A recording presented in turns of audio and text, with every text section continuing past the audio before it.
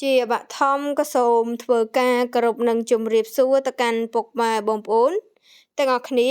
ដែលបានចូលមកទស្សនានៅតម្រុយឆ្នោតអាវងហើយនៅថ្ងៃនេះផងដែរគឺថ្ងៃទី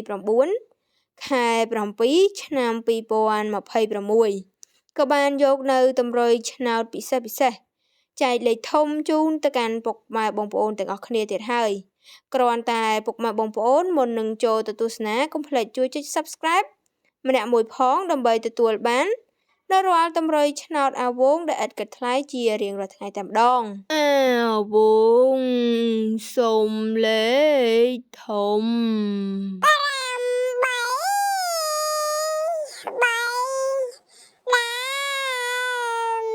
អាវងសុំលេខធំ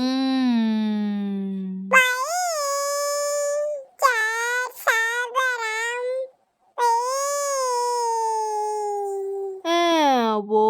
ងសុំលេខធំ